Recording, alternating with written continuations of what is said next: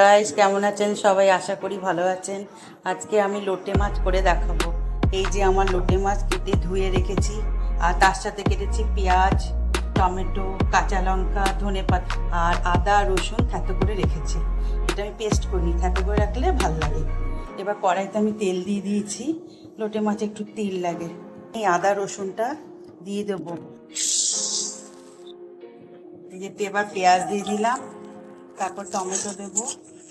Tomato দিয়ে সব মশলা দেবো না আমি, এমন কিছু একটু হলুদ দেবো, নুন দেবো আর অল্প জিরে দেবো আর কাঁচা লঙ্কা দেবো আর কালারের জন্য কাশ্মীরি মির্চি দেবো।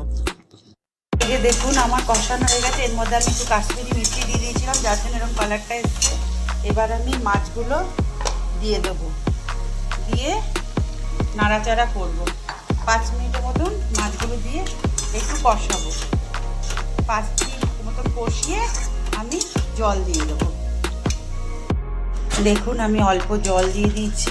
এবার আমি এটাকে ফুটাবো, ঝোল ঝোল রাখবো বলে আমি এটা 5 মিনিট মতন ফুটাবো। ফুটিয়ে ধনেপাতা দিয়ে তারপর বন্ধ করে দেবো।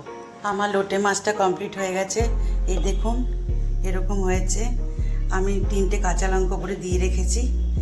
আর তার সাথে আজকে দুপুরে হয়েছে আলু করলা সিদ্ধ, এটাকে আমি মাখা করেছি, আর লাল শাক ভাজা আর এই রাইস।